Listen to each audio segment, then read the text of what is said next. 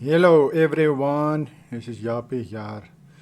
I want to talk about Yahushua's kingdom, if it manifested spiritually or physically.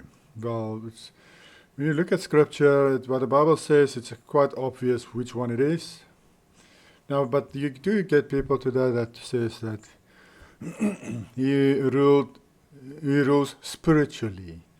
So let's look at this specific verse that I like to quote out of context. And they don't look up what these words mean in Greek. And that's why they will come to this conclusion. But that's why you need to do your due diligence and go see what these different words means in the Greek. Then go read it again in context. Then you will get to the right conclusion. If you just read it in your English and say, oh, okay, I think this is what it means, and then you go tell everybody, oh, this is what it means. It doesn't work like that. Now, there are some of the big names in the short season of deception community that push this idea. And that's why I wanted to make this video on it, because someone in my comments in previous videos also mentioned, but it is spiritual, it's spiritual. And I'm sure, I believe they probably picked it up from that channel. I think it's called JT Follows JC or something.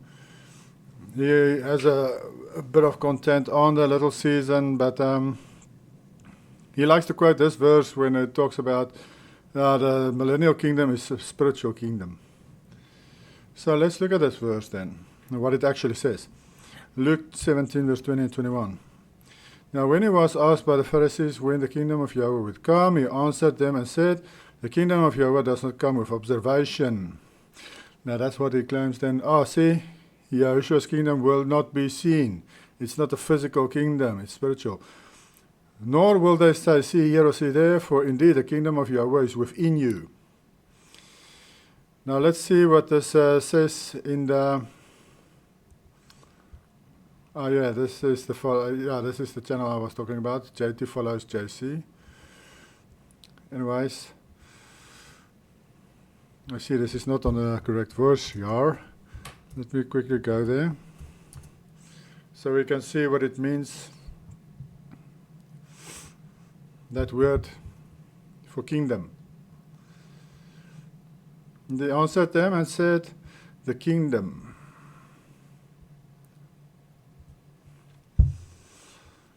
Now when you look at this outline of biblical usage, royal power, kingship, dominion, rule, not to be confused with an actual kingdom, but rather the right of authority to rule over a kingdom. Now what the Pharisees was talking about, not a literal kingdom, but rather the ruler of Yahuwah that will make his appearance. That was who they were referring to, and I'll show you the scriptures later. Because they were actually referring to the law and prophets when they mentioned this to Yahushua. When will this ruler, this anointed one of Yahuwah, make his appearance? The one who they believe was supposed to come and be king and destroy Rome and free them from Rome and do all these nice things for them. That was the one they were looking for. But what they did not understand is that Yahushua's purpose was twofold. He first had to come as the suffering servant, as the Lamb of Yahuwah, and then secondly he came as the lion. He first came as a lamb, second time as a lion. They didn't understand that principle. They didn't understand that he actually came first to set the people free spiritually, and then later physically. They were actually just looking for this leader that will physically set them free from Rome. So this is what this entails. This kingdom, that word kingdom, refers to kingship, to royal power, dominion, of the royal power and dignity conferred on Christians in the Messiah's kingdom. This is like the saints, of the royal power of Yahushua as the triumphant Messiah. You see, it refers specifically to the anointed one of Yahuwah that will rule and that comes from the lineage of David, that will rule like David as king. And his kingdom will be forever. So let's see then in the next verse there. Nor will they say, see here or see there, for in that the kingdom of Yahuwah is within you. Now this is translated wrongly, and I'll show you more about this. American King James Version says it correct. Neither shall they say, lo here or lo there, for behold, the kingdom of Yahuwah is in the midst of you. What he was trying to tell these Pharisees, I'm standing here in front of you people.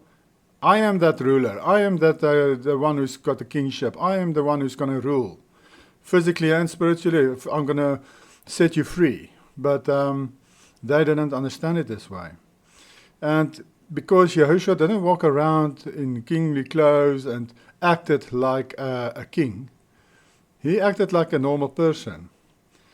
And that's why they didn't see him as this fulfillment of what Yahuwah said will happen.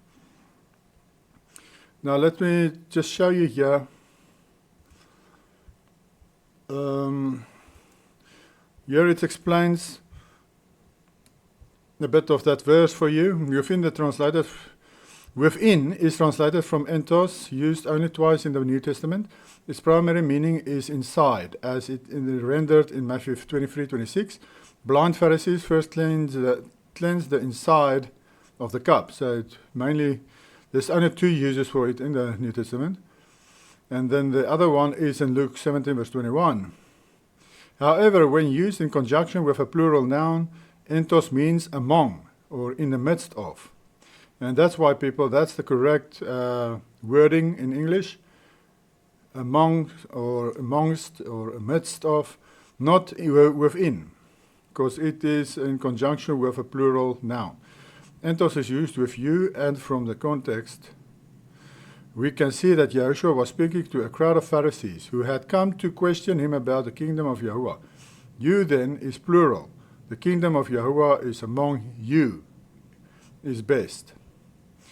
So yes, that's why it's supposed to say among you. The kingdom of Yahuwah is amongst you. And what did I say here? There are people who says Yahushua didn't reign on earth physically. Yeah, I've mentioned that in the beginning. Now, what the Pharisees was referring to is these verses that we see in the so-called Old Testament. 2 Samuel 7:12, 13. When your days are fulfilled and you rest with your fathers, I will set up your seed after you, who will come from your body, and I will establish his kingdom. He shall build a house for my name and will establish the throne of his kingdom forever. This is a reference to Yahushua, who will be king forever. Daniel 7 verse 21-22. I was watching, and the same horn was making war against the saints and prevailing against them. This is Rome and Titus Vespasian. Until the Ancient of Days came, and the judgment was made in favor of the saints of the Most High, and the time came for the saints to possess the kingdom. Now the saints possessed the kingdom with Yahushua the king. Daniel 7:27. Then the kingdom and dominion and the greatness of the kingdoms under the whole heaven, and this is referring to the dome over us, all the continents, shall be given to the people, the saints of the Most High. His kingdom is an everlasting kingdom, and all dominions shall serve and obey him. Referring to Yahushua again. He will rule with an iron scepter. So this is what the Pharisees was referring to in that verse. So in context, this should have said, now when he was asked by the Pharisees, when will the ruler of Yahuwah come? He answered them and said, the ruler of Yahuwah does not come with observation, meaning he doesn't come and it's apparent that he is the ruler. Nor will they say, see here or see there, for indeed the ruler of Yahuwah is in your midst. Yeah, he was standing there in the midst, but he looked like a normal person. He didn't act like a king or dressed like a king. Remember, he came first as a suffering servant, but they didn't understand it. They didn't understand it this way. And that's why the Pharisees couldn't see it. So this has nothing to do with the physical millennial kingdom of Yahushua, that he ruled for 1,000 years on earth. It has absolutely nothing to do with that. It's got to do with the ruler of Yahuwah, the anointed one of Yahuwah, the one who would be king, in the lineage, coming from the lineage of David. Now that we have that out of the way, let's look at a few verses that shows as that it was a physical kingdom on earth. Daniel 2 verse 34-35. You watched while a stone was cut out without hands, which struck the image on its feet of iron and clay and broke them in pieces. Then the iron and the clay, the bronze, silver, and gold were crushed together and became like chaff from the summer threshing floor. The wind carried them away so that no trace of them was found, and the stone that struck the image became a great mountain and filled the whole earth. Meaning it took control of the whole earth. It ruled over the whole earth. This is the millennial kingdom it's referring to, of course. Daniel 7 verse 12, as for the rest of the beasts, they had their dominion taken away, yet their lives were prolonged for a season and a time.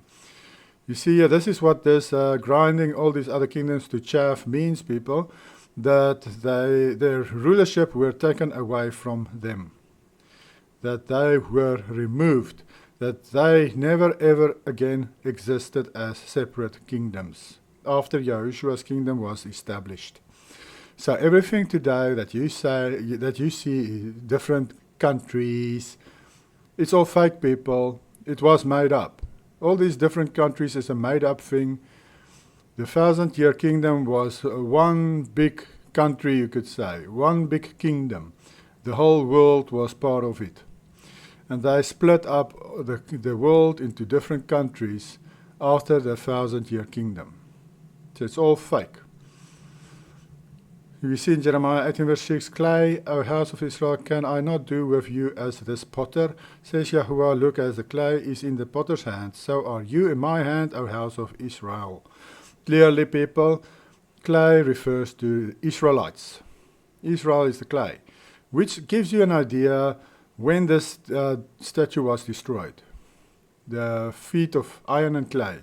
It was when Rome had control over Judea. Rome had control, the iron had control over the areas of the clay.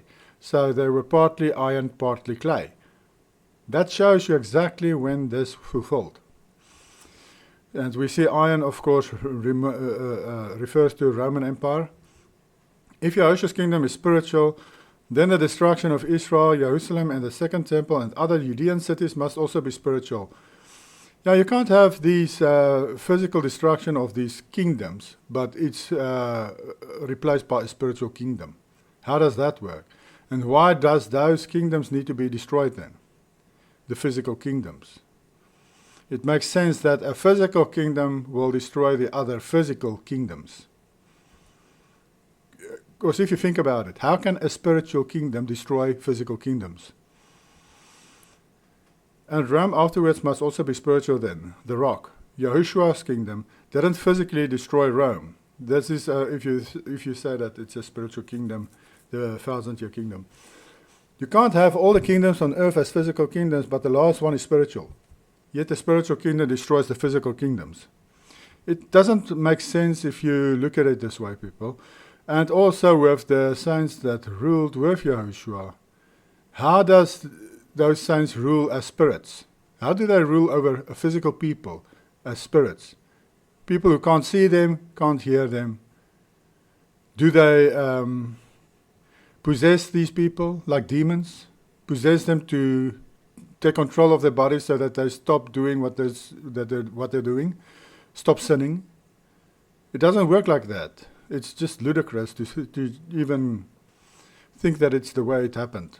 That it's a spiritual kingdom, that the saints ruled as spirits amongst the men. Daniel 2 verse 44. And in the days of these kings, the Yahuwah of heaven will set up a kingdom which shall never be destroyed, and the kingdom shall not be left to other people. Clearly a physical kingdom, people. If other people can bring in their physical kingdoms afterwards, then clearly this is referring to a physical kingdom, the 1,000-year kingdom of Yahushua. And it says here it's an eternal kingdom. It's going to be 1,000 years within our area, within the ice wall where we are, the ice ring. And then it's removed so that Lucifer can deceive people for a short season.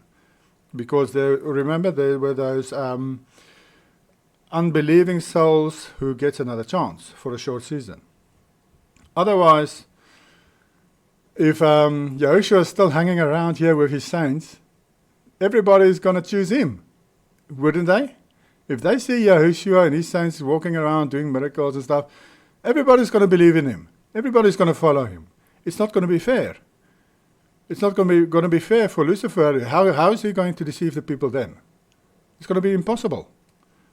That's why the 1,000-year kingdom is 1,000 years, and the kingdom of Yahushua had to be removed to another location where we can't see it, so that the deception can be true, that we can have a fair chance to choose. That's how it's supposed to work. Because there's also a lot of people that says that,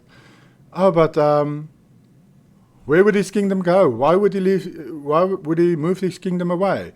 What happened to his kingdom? Isn't his kingdom everlasting?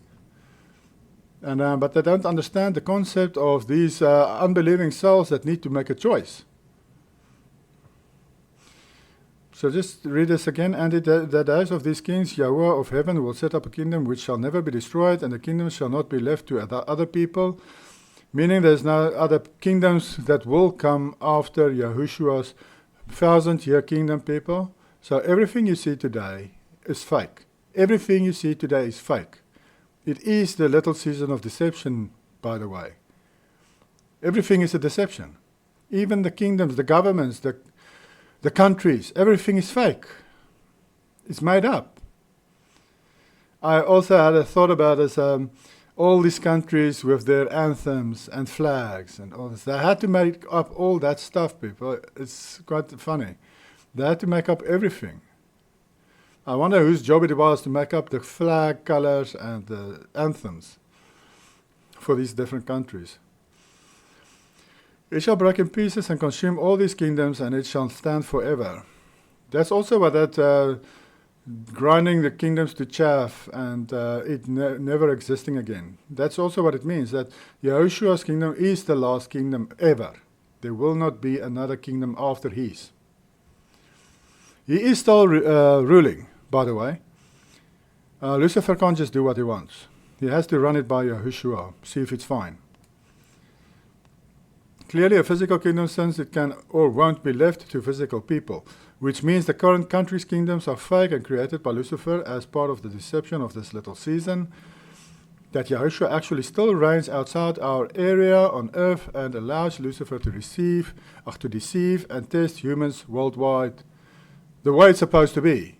How can you be tested? How can you be tested or deceived if Yahushua and his saints walks around? It's impossible. Now, I just wanted to show you a picture here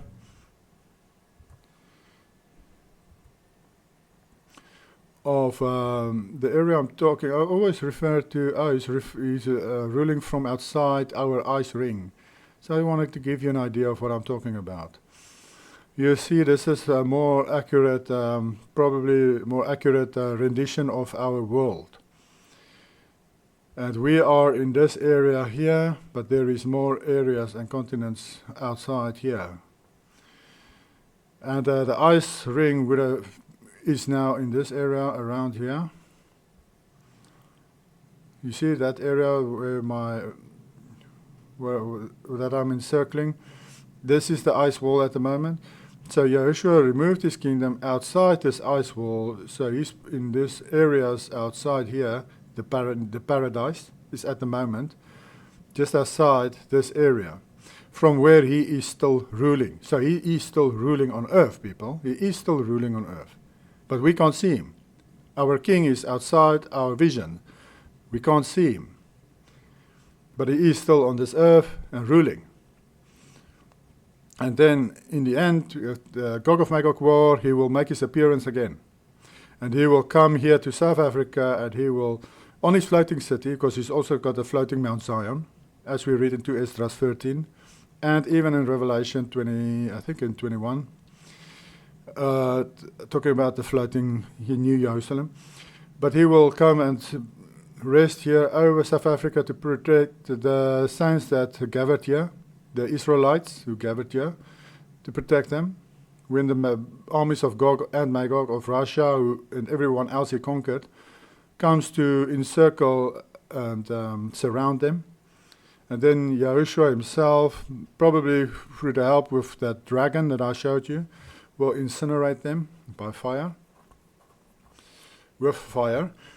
Who knows, maybe that dragon, after he's done his job, he will fly to this side of the ice wall and remain on this side.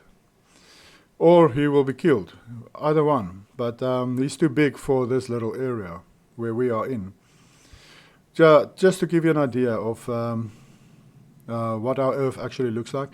You can see this on the millennial kingdom clocks in the world. You have these millennial kingdom clocks who looks similar to this. It's got a little circle and a bigger circle, the clocks. It's based on what our Earth looks like, actually. So go look at I think it's in Prague, one of the clocks. Go look it up. Because the people in the millennial kingdom, they knew what the Earth looks like. It's just us, we are deceived. We are in the little season of deception. So we lost this information and knowledge. But it is slowly but surely seeping through now in these days, the truth. And the knowledge is little by little getting through, and people are starting to wake up again. To know that it's not a spinning ball, that the Earth, flat Earth, is bigger than what they tell us. Very interesting stuff. But in the end, if you know this stuff, this information, it's like a puzzle, and all these pieces just fit perfectly into each other. Daniel 7, verse 22 to 27. Until I've went through this on the previous video, but I'm going to do it again because there's a few extra things that I added this time. Because this is also concerning the millennial kingdom being a physical kingdom. Until the Ancient of Days came and the judgment was made in favor of the saints of the Most High, and the time came for the saints to possess the kingdom. You see, they took over the kingdom, physical kingdom, from Rome. They took it, and so they will rule physically, people. How can you physically take over a kingdom, but then you turn into spirits and you rule as spirits? Doesn't make sense. Replace the physical Roman kingdom on earth. The saints cannot spiritually possess a physical kingdom. Or did they possess people like demons to make them change and obey them? The fourth beast shall be a fourth kingdom on earth, which shall be different from all the other kingdoms and shall devour the whole earth. Luke 2 verse 1, whole earth referring to the area Rome conquered. Trample it and break it in pieces. The 10 horns are 10 kings, 10 Caesars, who shall arise from the kingdom, and another shall rise after them, Titus Vespasian, the 11th Caesar. He shall be different. He shall be different from the first ones, the first Caesar, to take over from his father Flavius, and shall subdue 3 kings. Now, the 3 kings is Galba, Otho, and Vitellius, all reigned a few months. The kingdom was taken away from them by the Vespasian family. He shall speak pompous words against the Most High. Vespasian sent Titus, who mocked. Where are their gods, the rock in whom they sought refuge? What is more, he dragged a prostitute into the Holy of Holies, and he began to blaspheme, curse, vilify, and spit towards him on high, saying, so this is the one who you say slaughtered Sisera and Sennacherib. Here I am in his house and in his domain. If he has any power, let him come out and face me. This is just some of the blasphemous stuff that Titus said, people. So clearly he is fulfilling this role of the little horn who speaks blasphemies. Don't you agree? Shall persecute the saints of the Most High, and shall intend to change times and laws. Concerning this prostitute, he threw open the law, the scrolls there, and he did his thing with this prostitute on them to desecrate them. And he was very evil, probably a lot of demons inside him.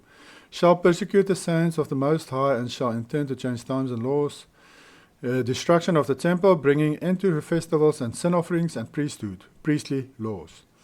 So he did bring an end to certain laws of Israel. Then the saints shall be given into his hands for a time, times and half a time, 3.5 years, oppression of believers, great tribulation of saints, what Yahushua was referring to when he said his disciples will go through this. Verse 26, but the court shall be seated, and they shall take away his dominion to consume and destroy it forever. Rome got destroyed by Yahuwah. Through the Mount Vesuvius, through the people like the Visigoths who attacked them and conquered them. They all were destroyed, people. The whole of Rome, part of it didn't survive, like your history books want to tell you. The history books that were written by the Freemasons to deceive you. The Bible clearly tells us here, the kingdom were destroyed, and that happened during Titus Vespasian's reign. Then the kingdom and dominion and the greatness of the kingdoms under the whole heaven, which is all the kingdoms under the dome of earth, which is all the kingdoms. People, as I showed you now, the earth is bigger than we thought, so the dome is also bigger. So it includes those extra areas that we can't go to. He's also ruling over those areas. All the kingdoms under the dome shall be given to the people, the saints of the Most High. The saints took over physical rulership of the literal whole earth from Rome, since this is where Rome had rulership. Yeah, Rome had rulership of part of our area of the flat earth, but that also was taken from them. So far, all the verses talked about a physical kingdom. So it makes sense then that the kingdom who destroys Rome and takes over rulership on earth is also a physical kingdom. As I said, people, spirits can't destroy and take over a physical kingdom, can they? And how will they rule as spirits? That's the other problem. But you will like the last verse I mentioned here in this video, so stay tuned, stay to the last verse, because that's also a very good verse to show that it was a physical kingdom. His kingdom is an everlasting kingdom, and all dominions shall serve and obey him. Yahushua was physically subdued all the nations worldwide and reigned for 1,000 years in their stead, and then moved outside the ice ring, Antarctic, or wherever he moved his physical kingdom to. I showed you the map of the earth and which area he probably moved his kingdom to, and continued to rule from there during this little season of deception. And I told you also why he had to remove his kingdom. Revelation 19 verse 15. Now out of his mouth goes a sharp sword, that with it he should strike the nations, and he himself will rule them with a rod of iron. He himself treads the winepress of the fierceness and the wrath of Almighty Yahuwah. This refers to a physical destruction and removal of previous kingdoms and physical judgment of people worldwide. Revelation 2 verse 26 to 27. And he who overcomes and keeps my words until the end, to him will I give power over the nations. Power over physical nations on earth. How can a spirit being have power over a physical being? Only way that can happen if the saints possess the people on earth, which of course is ludicrous. He shall rule them with a rod of iron. They shall be dashed to pieces like the potter's vessels, as I also have received from my Father. Who will Yahushua rule with a rod of iron? The people on earth. How does a spirit dash people to pieces like a potter's vessel? Yes, how? To rule with a rod of iron means to govern with absolute, uncompromising and unyielding authority, often implying a strict and decisive rule that crushes all opposition, crushing physical and spiritual opposition in the case of Yahushua's kingdom. Yes, Yahushua's focus, and that's why his kingdom was different from the previous ones. He also had control over the spiritual world on this earth, not just the physical. He didn't just rule physically, but also spiritually. And they eradicated all these pagan practices during this 1,000-year kingdom. I even have a medallion that I showed in my medallion videos. You have to go look up my medallion videos that proves the millennial kingdom. And on one of them it shows that Yahushua is getting rid of all these pagan religions in his kingdom. Revelation 5 verse 10. And I have made us kings and priests to our Elohim, and we shall reign on earth. reign physically on earth, people. Again, spirits can't reign over a physical world, except through possession. Revelation 20 verse 5 to 6. But the rest of the dead did not live again until the 1,000 years were finished. This is the first resurrection. This implies that verse 6 also refers to a physical event. Yes, people, because this verse 5 talks about the rest of the dead, they physically came back. They didn't come back as spirits. So if they physically came back, it means that verse 6 is also referring to a physical kingdom, after which they will come back. How can humans live in a physical world without a body? So, blessed and holy is he who has part in the first resurrection. Over such the second death has no power, but they shall be priests of Elohim and of Messiah, and shall reign with him 1,000 years.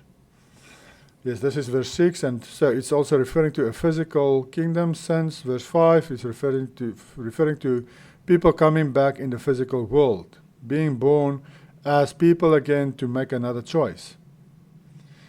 How can Yahushua's believers rule with Yahushua on earth if not physically? How can you rule and reign over people if they can't see or hear you? You can't rule and reign spiritually. The saints had glorified bodies like Yahushua, but they still had bodies that can interact with normal people. Like this image, people, of the saints.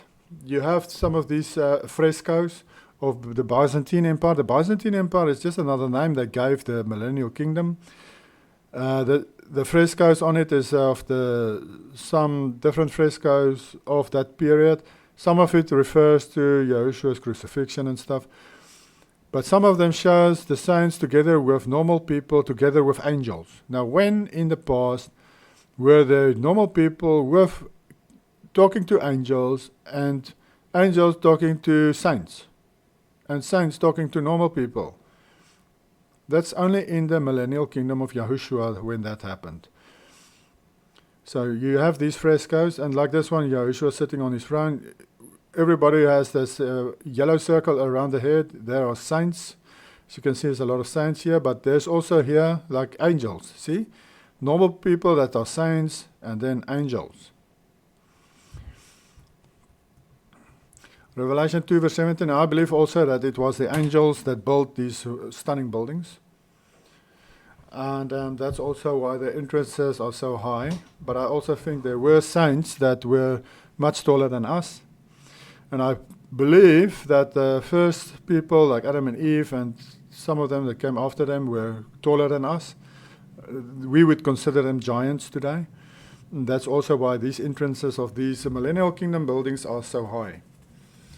Revelation 2 verse 17. Also, you can go read the book called The Smoky God. It's about a guy, when he was younger, him and his father got lost on sea, and they ended up in a place where there were giants, and these giants were serving Yahuwah, and they had a priest that they spoke another language. I don't know if it's Hebrew or what it was, but they remained with these people for, I think, 3 years or so. And then these people, they wanted to return to Norway, but the giants didn't want them really to return, because they knew how dangerous and perilous it would have been to the trip, because it was very dangerous. The trip there to where the giants were was very dangerous. And but they still wanted to go, his father, and they gave them gold and stuff on the ship before they left, these giants. And I think the giants were something like 3 meters tall, at least 3 meters, 10 to 13 feet. Yeah, I think the women were like 11 feet and the men were like 13 feet. And then they sent them away, and his father died on the trip back, but he survived, the boy. And they threw him in an insane asylum for a few decades, because he told the people that what happened to him. And of course, in those days, for just looking at somebody's queue, you will end up in the insane asylum, because Lucifer was cleansing the kingdom of people who knows the truth and who will spread the truth. He wanted to have a hard reset. So to have a hard reset, you get rid of those older people who will tell the children what happened. or what the past was. And then you can have a hard reset, because then you take those children from a young age and brainwash them into believing what you want them to believe. So that was the hard reset Satan used with the insane asylums. That's why these insane asylums also closed up 100 years or so later, because they served their purpose. They served their purpose, and life can go on as Lucifer wanted it to be. And let's see, Revelation 2 verse 17. Yeah, so go read the book, The Smoky God, of a Norwegian guy who wrote it. But he only wrote the book after he came out of the insane asylum eventually. I think it was like 20-something years. He left his area, I think Norway, to America. And only when he was in America at a very old age, he wrote a book of his experiences. And that's the book you have today. So go look it up if you want to read about these giants. Revelation 2 verse 17. I think personally they probably end up either by the Arctic, or some people say they ended up in the Middle Earth. I think maybe they even ended up through a gap in the ice wall, because there are gaps here and there in the ice ring around us, into the extra territories of Earth. That's maybe where they ended up. I don't know. Okay, Revelation 2 verse 17. The last verse. He who has an ear, let him hear what the Spirit says to the churches. To him who overcomes, I will give some of the hidden manna to eat. How can one eat without a physical body? Spirits can't eat manna. Similar to the manna Israel ate in the desert for 40 years. You have to be a physical being to eat manna, people. Clearly, Yahushua's kingdom was a kingdom where you can eat manna. So it was a physical kingdom on earth. I think the evidence is quite overwhelming that it was a physical kingdom on earth.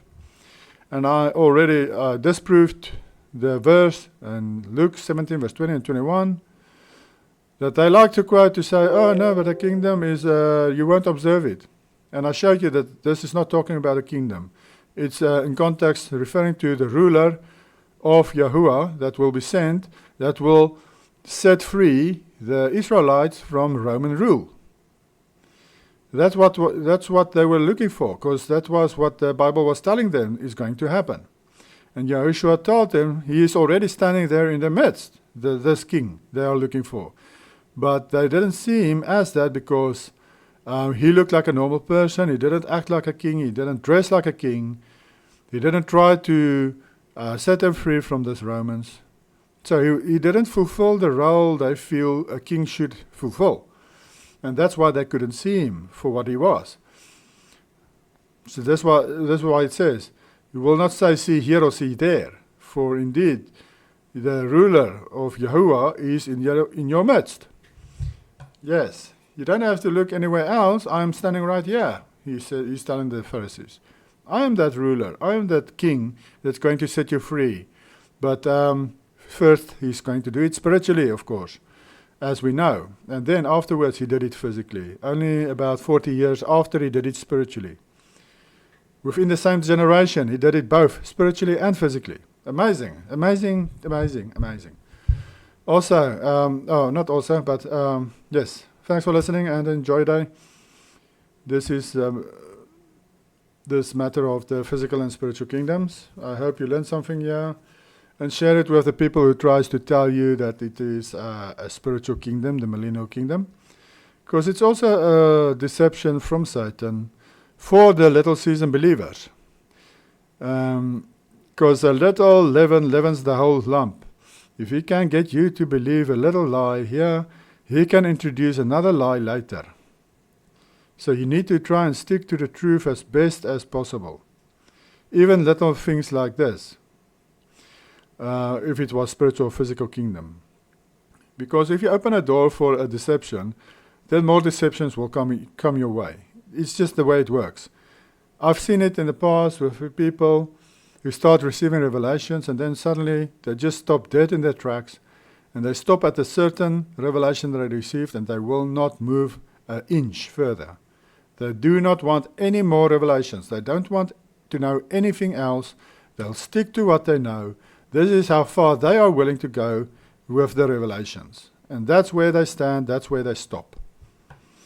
And they will jump through hoops to disprove the other revelations, which sometimes is obvious, but they'll still get ways to say that they don't believe that because of this or that. And it's a sad, really, because it's a process. And if you keep walking on this narrow road, I feel that you will also be willing to receive more and more revelations from Yahuwah's Spirit. And through His Word, which the Spirit reveals to us, the things in His Word. But as I also received that you must not discard extra biblical books. It's very important in these days.